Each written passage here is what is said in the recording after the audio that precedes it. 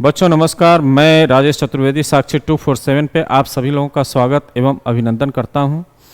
दोस्तों, आज की कक्षा में हम लोग इकाई अंक पार्ट नंबर 2 पढ़ने वाले हैं, जो कि बहुत ही महत्वपूर्ण है। नए प्रश्नों का समावेश किया गया है। ये आने वाली परीक्षाओं में बड़ा ही कारगर साबित होंगे।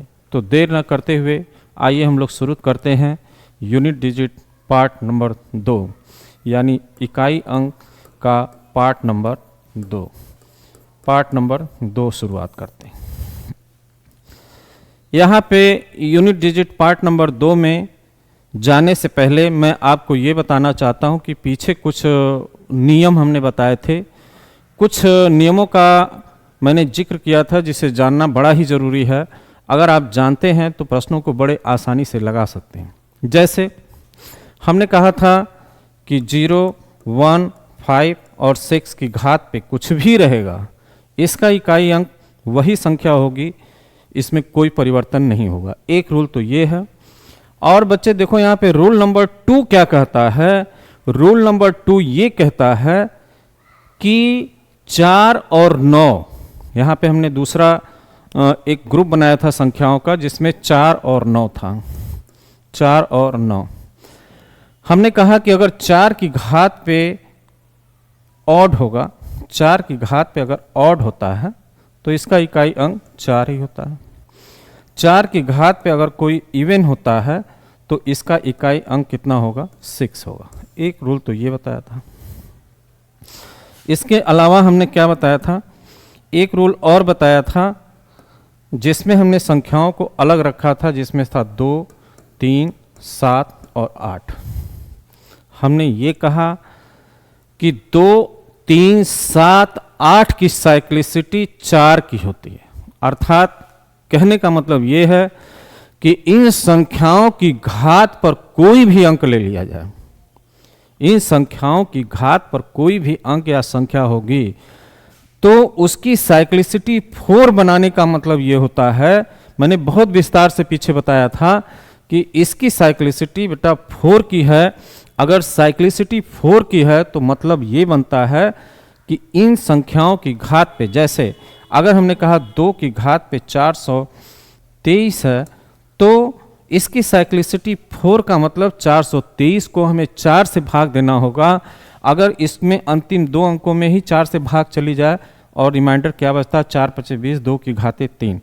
यानी रिमाइंडर अगर 0 बचेगा, रिमाइंडर क्या बचेगा? रिमाइंडर अगर 0 बचेगा तो क्या होगा?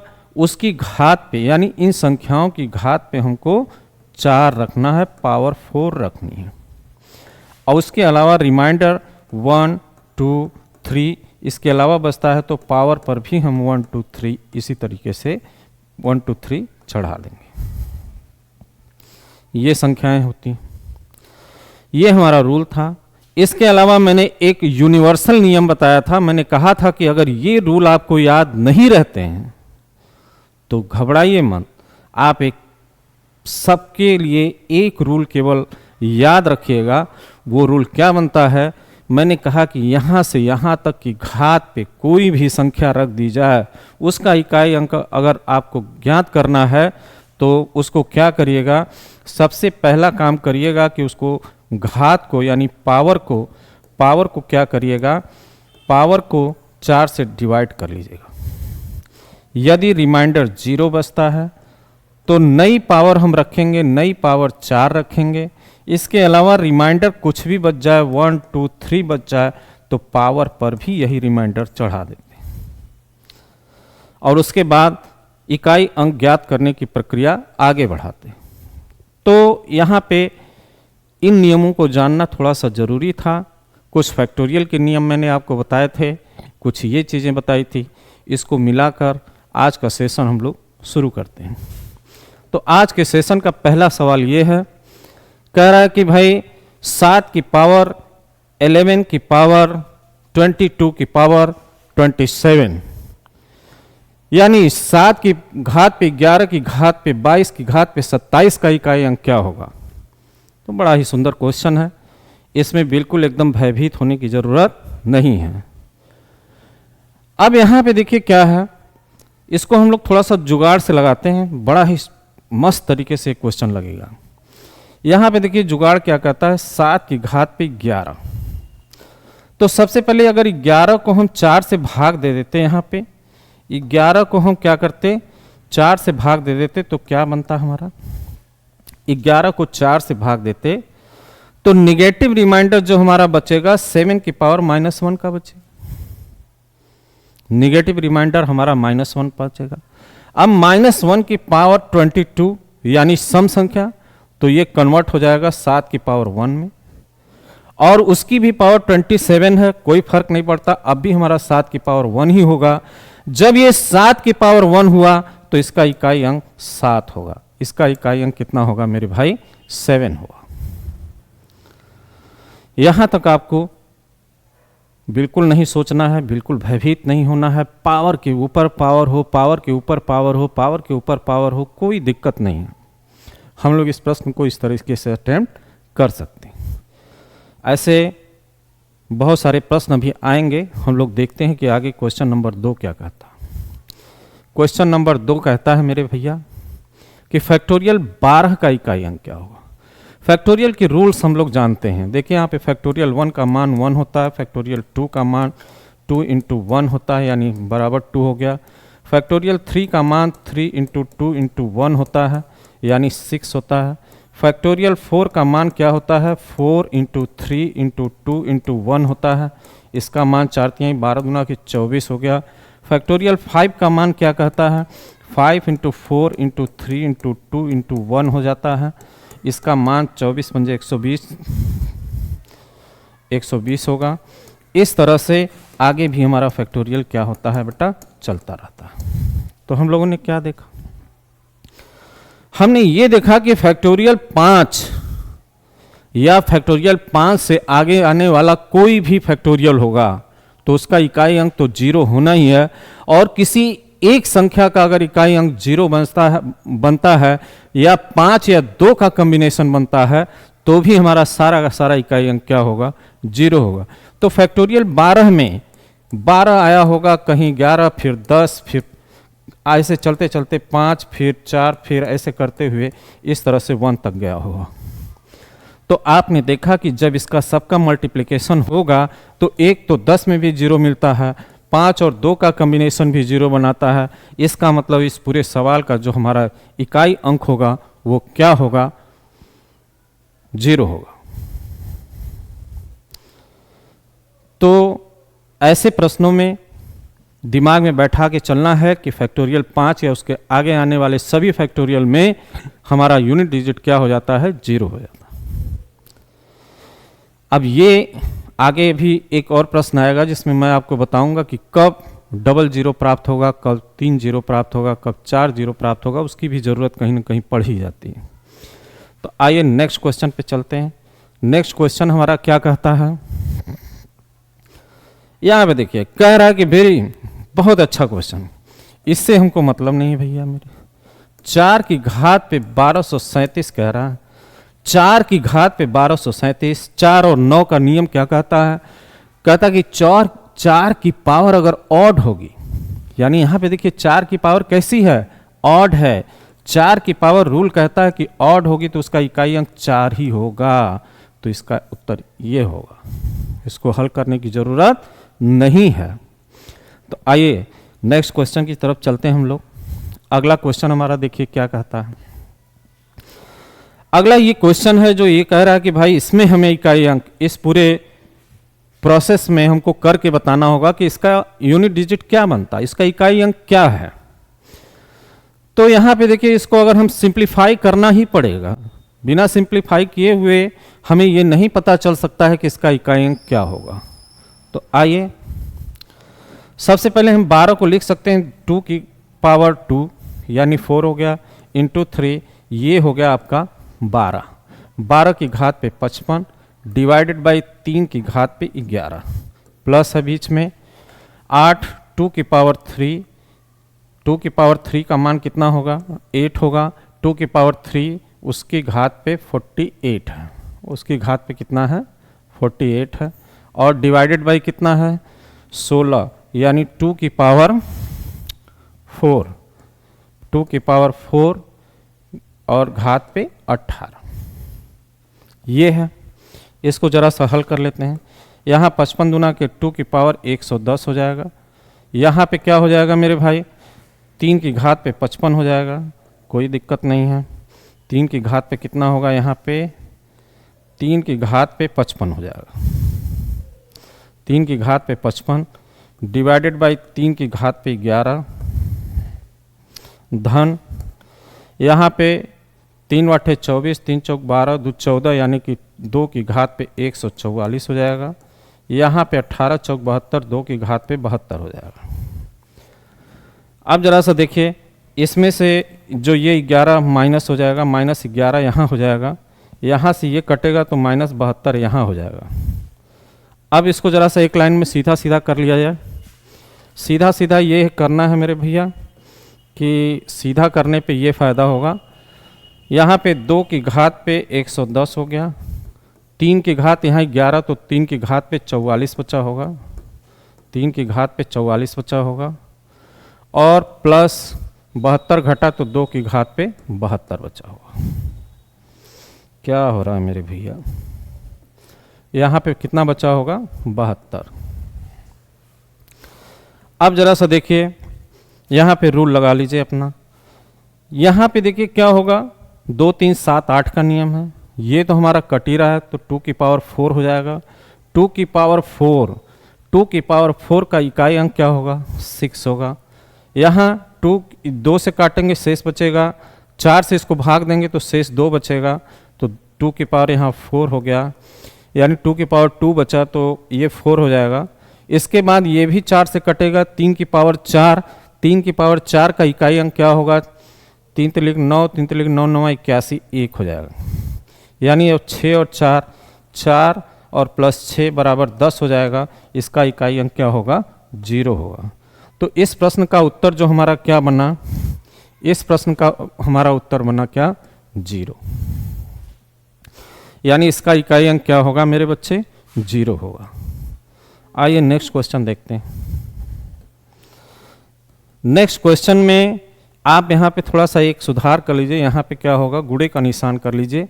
यहाँ पे क्या होगा मेरे भैया, गुणे का निशान होगा। तो गुणे का निशान करने से फायदा क्या हो रहा है, गुणे का निशान करने से फायदा होगा कि यहाँ से हमको 5 मिलेगा, यहाँ से हमको 6 मिलेगा, दोनों का मल्टीप्लाई करेंगे, पूरे समीकरण का इकाई अंक क्या हो जाएगा, 0 हो जाएगा। नेक्स्ट क्वेश्चन देखिए, कहता है, इसको थोड़ा सावधानी से पढ़ लीजिए, ये क्वेश्चन बड़ा ही सुंदर है। इसमें क्या कह रहा है, 7 की घात पे 95 माइनस 3 की घात 58 में इकाई अंक क्या होगा। तो आइए थोड़ा सा इसको हल करके देखा जाए।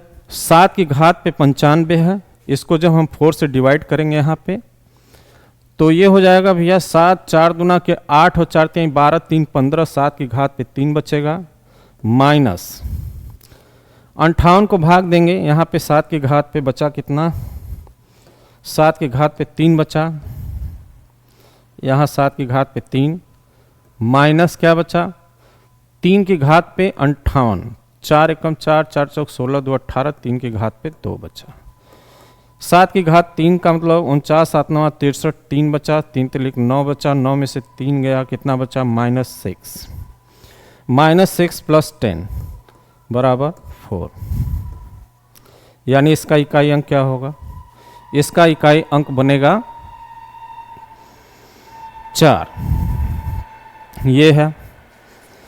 तो देखिए यहाँ पे क्या है, आपको समझने की ज़रूरत है। जैसे यहाँ पे मैंने ये कहा कि भाई 3 माइनस 9 बराबर -6 होगा, या ऐसे कर लेते 13 माइनस 9 बराबर 4 होगा, बात एक ही बनेगी।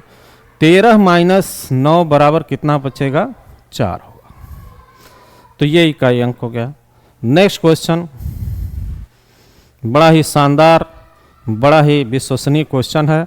इसमें कह रहा है 1 से 99,999 के बीच सभी अभाज्य संख्याओं के गुणनफल में इकाई अंक ज्ञात कीजिए। No problem. अभाज्य संख्याओं की सीरीज चलती कैसे है, हमने कहा कि पहले 2 होगा, फिर 3 होगा, फिर 5, फिर 7, फिर 11, फिर 13, इस तरह से सीरीज ये चलती जाएगी। तो कहीं ना कहीं से कॉम्बिनेशन बनाता है 2 और 5 का, तो 2 और 5 का कॉम्बिनेशन बनाएगा तो इसका इकाई अंक क्या बन जाएगा? 0 हो जाएगा। नेक्स्ट क्वेश्चन देखिए, नेक्स्ट क्वेश्चन हमारा क्या कहता है? नेक्स्ट क्वेश्चन ये कहता है कि 8 की घात पे 92 35, 2 की घात पे 92 35, 6 की घात पे 92 35 और 9 की घात पे 92 35, इन सब के इसको जोड़ने पे इकाई अंक क्या होगा? इन सबको जोड़ने पे इकाई अंक क्या आएगा? तो यहां पे चलिए हम आपको बताते हैं कि इन दोनों को जोड़ने पर इकाई अंक क्या बनता है। सबसे पहले आपको समझना यह कि जो ये फैक्टोरियल में दिया हुआ है, इसको 4 से भाग करने पे भाग पूरी चली जाएगी, शेष हमारा शून्य बचेगा। तो यहाँ पे इसके बदले हमको लिखना होगा 8 की घात पे 4, यानी 8 की पावर 4, सबका वही होगा 2 की पावर 4 प्लस 6 की पावर, कुछ भी रखें मामला तो वही बनता है 6 का, 9 की घात पे 4। यहाँ से अब उठाते हैं 8 की घात पे 4, 8 टाइम 64, 8 टाइम 64, 4 चौक 16, इसका इकाई अंक 6, इसका भी इकाई अंक 6, ये 6 और ये बना आपका 9 की घात पे 4। 9 की घात पे अगर आपकी कोई सम संख्या है तो इकाई अंक कितना होगा? 1 होगा। तो यहाँ पे आया 6 तिलिक 18, 1 19, इसका इकाई अंक कितना बना? 9 बना। तो इस तरह से प्रश्न को हल कर सकते हैं। इस प्रश्न का उत्तर आल होगा। कैसे? देखिए यहां पे कह रहा कि लास्ट में कह रहा कि इससे तो अब हमको मतलब ही नहीं है। k की घात पे 72, यानी k की घात पे जो 72 है वो 4 से कट रही, यानी k की घात पे 4 बचा, और इसका जो यूनिट डिजिट होगा, इसका यूनिट डिजिट बनता है हमारा कितना? कह रहा है कि इसका यूनिट डिजिट बनता है 6। तो k का मान क्या होगा? अब k का मान जरा सा 1 5 तो रख ही नहीं सकते। 1 और 5 रखने पे k का मान अगर 1 और 5 रखते हैं तो उसका यूनिट डिजिट 1 और 5 ही होगा। अब बचता है 3 रख के देखते हैं, तो 3 रखते हैं तो 3 की पावर 4 करने पे कभी इकाई अंक 6 नहीं आएगा। तो आते हैं 2 से ही स्टार्ट कर लेते, 2 की पावर 4 करने पे इसका इकाई अंक 6 आता है। अब यहाँ पे देखिए 3 रखने पे नहीं आएगा, 4 की हमें ज़रूरत नहीं, विकल्प से चेक करते हैं। 6 की घात पे 4 रखेंगे, इसका इकाई अंक 6 होगा। 8 की घात पे 4 रखेंगे, इसका भी इकाई अंक 6 ही होगा। यानी विकल्प सारे के सारे संतुष्ट कर रहा है इसको। जब विकल्प सारा संतुष्ट हो रहा है तो इसका उत्तर आल यानी सभी इसका उत्तर होगा। तो इस तरह से कहीं ना कहीं हमको आवश्यकता पड़ती है कि हम विकल्पों से भी संतुष्ट कराकर अपने प्रश्न को हल कर लें। इस प्रश्न का उत्तर देखिए, इस प्रश्न को जरा सा अटेम्प्ट कीजिए। हमारे हिसाब से देखिए यहाँ पे 5 की घात पे कुछ भी हो, 6 की घात पे कुछ भी हो, 5 छक्का 30, इसका यूनिट डिजिट कितना बन जाएगा मेरे भाई? 0। इसका यूनिट डिजिट कितना बन जाता है? 0 बन जाता है। नेक्स्ट क्वेश्चन देखिए, बड़ा ही मस्त क्वेश्चन, लाजवाब क्वेश्चन है हमारे समझ से। यहाँ पे देखिए लास्ट में बनता है 5 की घात पे कुछ भी होगा, उसका इकाई अंक 5 धन।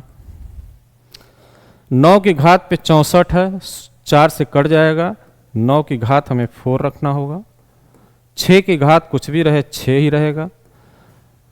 फैक्टोरियल 52 का 0 हो जाएगा, प्लस इसका 6 होगा। 9 की घात पे कोई सम संख्या है, इकाई अंक क्या बनता है मेरे भाई? 1 बनता है। 6 हो गया, 0 हो गया और ये भी 6 हो गया। तो यहाँ पे बन गया 6 तिलिक 18, इकाई अंक कितना बना मेरे भाई? 8। 6 ये 6 ये 6 ये कितना बन जाएगा? 8। तो इस प्रश्न का उत्तर 8 हुआ। अब यहाँ पे देखिए जरा फैक्टोरियल का यूज करके देखिए, फैक्टोरियल का यूज करके देखिए कि क्या बनता। हमने बताया कि फैक्टोरियल 5 या उसके आगे कोई भी फैक्टोरियल होगा उसका इकाई अंक 0 बनना है। तो 4 तक तो कहानी समझ में आती कि हमको कैलकुलेशन केवल 4 तक का ही करना पड़ेगा, इसके आगे के सारे 0 हो जाएंगे। तो फैक्टोरियल 1 की पावर 1 का मान ऐसे हो जाएगा 1 की पावर 1, फैक्टोरियल 2 का मतलब 2 और फैक्टोरियल 2 है तो 2 होगा, फैक्टोरियल 3 का मतलब 6, 6 की घात पे फैक्टोरियल 3 का मतलब 6 होगा, और फैक्टोरियल 4 यानी 4 यानी 12 दूना के 24, 24 की घात पे 24 होगा। इसके आगे सब 0 होंगे। ये बनता है हमारा यूनिट डिजिट 1, इसका बनता है 4, इसका बनता है 6, 4 की घात कोई सम संख्या तो सम होगा तो 6 बनेगा। 6 6 12, 12 4 16 और 1 17, इसका यूनिट डिजिट कितना होगा? 7 होगा। यहाँ से ये बात निकल के आती है। ये देखिए ये आया हुआ एसएससी का क्वेश्चन है। ये क्वेश्चन जो है एसएससी में आया हुआ है, बड़ा ही सुंदर क्वेश्चन है। चलिए आइए इसको अटेम्प्ट करके देखते हैं। कह रहा है यहीं से इसको छोड़ दीजिए, 3 की पावर n, 3 की पावर n लेते हैं तो इसका इकाई अंक कितना बनता है? 7। 3 की पावर n लेने पर इकाई अंक कितना बनता है? 7। तो इसका मतलब ये है कि 3 की पावर 1 रखने पे हमारा इकाई अंक 3 बनता है, 3 की पावर 2 रखने पे 9 बनता है, 3 की पावर 3 लेने पे 27 का 7 बनता है। यानी n का न्यूनतम मान अगर देखा जाए तो n का मान क्या हो जाएगा? 3 हो जाएगा। तो इसका मतलब n का मान 3 बनता है, तो हमें बताना है 7 की पावर 3 का इकाई अंक क्या होगा? 7 गुणे 7 गुणे 7 होगा, 7 7 49, 9 हो गया, 9 7 63 का 3 हो गया। इसका इकाई अंक कितना होगा मेरे बच्चे? 3 होगा। तो एकदम बेहतरीन तरीके से आप लोग हल कर सकते हैं इस प्रश्न को। आइए अगला देखते हैं टॉपिक क्या कहता है। अगला प्रश्न हमारा क्या कहता है? अगला प्रश्न और भी अच्छा है। कह रहा है कि 4 की घात पे हमारा 164 की पावर 169, यानी अगर यहीं से उठा लें 4 की पावर, इससे मतलब ही नहीं है, 169 प्लस 3 की पावर 337 माइनस 7 की पावर 726। देखिए 4 का रूल हमको पता है, 4 की घात अगर हमारा ओड है तो इसका इकाई अंक 4 होगा। 4 9 36, 3 की पावर 1 बचा, 3 की पावर 1 का मान 3 होगा। 4 छक्का 24, 7 की पावर 2, 7 की पावर 2 का इकाई अंक 9 होगा। 4 3 7 माइनस 9 यानी 17 माइनस 9 बराबर 8 हो जाएगा। इसका इकाई अंक कितना हो जाएगा? 8। बहुत सुंदर, इस सवाल में कोई दम नहीं था। आइए अलग इसको देखिए, ये भी हमारा बड़ा ही मस्त है। यानी आपको निकालना क्या है? 1 + 2 + 3 और प्लस कहाँ तक? 1 1 1 तक का योग निकालना है। इसका योग निकालने का तरीका क्या था? n गुणे n + 1, n गुणे n + 1/2 था। तो यहाँ क्या हुआ? n का मान 111 गुणे 112 डिवाइडेड बाई 2, 2 पंजे 10, 2 छक्के 12, इसका गुणा इसमें कर देंगे 6 कम 6, इसका इकाई अंक कितना होगा? 6 होगा। ये गुणा करने पर इसका योग निकलेगा और योग निकलेगा तो उसका इकाई अंक 6 होगा। तो आपने समग्र रूप से अगर देखा होगा तो ये पाया होगा कि जो हमारा पहला पार्ट था और दूसरा पार्ट है, इन दो पार्टों को मिलाकर कोई नई चीज इकाई अंक में आपको नहीं मिलने वाली। इन सवालों को ही अलग अलग तरीके से घुमाया गया होगा। अगर इतने रूल आपको आ जाते हैं तो ये सवाल कोई कठिन सवाल में से नहीं है। तो आइए नेक्स्ट क्वेश्चन देखिए। कह रहा 7 की घात पे 153 मल्टीप्लाइड बाई 1 की घात पे 72, 1 की घात पे 12 यानी 1:72। इसको अगर हम भाग दे देते हैं 4 से तो बचेगा 4 एकम 4 तिहाई 12, 4 एकम 4, 4 तिहाई 12, 1 13, 7 की घात 1, 1 की घात पे कुछ भी हो, 7 इंटू 1 इज इक्वल टू 7 ही होगा। इसका इकाई अंक कितना बनता है मेरे भैया? ये वाला बनता है दूर वाला 6, 7। Next question. अब नेक्स्ट क्वेश्चन में अभी जब हम इसका अभ्यास सेशन लेंगे, एक समय के बाद जब रिवीजन कराएंगे, तो उसमें हम बहुत सारे नवीन प्रश्नों को कोशिश करेंगे कि सारे के सारे प्रश्नों को हम लोग क्या करें, डालें। लेकिन उससे क्या होता है कि वीडियो बहुत लंबी हो जाती है और दिक्कत होती है। इसमें हमने कोशिश किया था कि कुछ अच्छे प्रश्न रहें। पहले और पार्ट और दूसरे पार्ट को मिला लीजिए, इसमें आपको अच्छे से अच्छे सवाल मिलेंगे और हम ऐसा आशा करते हैं कि इससे कठिन क्वेश्चन आपके परीक्षाओं में आने वाला नहीं। तो मिलते हैं नेक्स्ट सेशन में। आने वाला जो हमारा नेक्स्ट सेशन है वो नंबर ऑफ जीरोस पे है। उसके बारे में थोड़ा सा हम लोग यहाँ पे चर्चा कर लेते हैं कि नंबर ऑफ जीरोस क्या होता है। जब किसी भी मल्टीप्लिकेशन अगर 5 गुणे 2 कर दिया जाए तो इसका उत्तर क्या बनता है? 10। तो ये जो लास्ट वाला जीरो है, यानी अंत में कितने जीरो आते हैं ये हमें काउंट करके बताना होता है। अंत में कितने जीरो आते हैं ये काउंट करके बताना होता है। तो number of zeros trailing zeros होना चाहिए। नंबर ऑफ ट्रेलिंग जीरोस का मतलब ये होता है कि किसी भी गुणनफल के सवाल में अगर दी गई संख्याओं का आपस में गुणा कर दिया जाए तो अंत में कितने जीरो आएंगे, ये प्रश्न हम लोग कल के सेशन में डिस्कस करेंगे। इसके सारे बेसिक से लेकर एडवांस नियम तक क्या है उसमें हम लोग इसको सीखेंगे। तो आज के लिए बस इतना ही। आज का सेशन यहीं समाप्त करते हैं। तब तक के लिए धन्यवाद।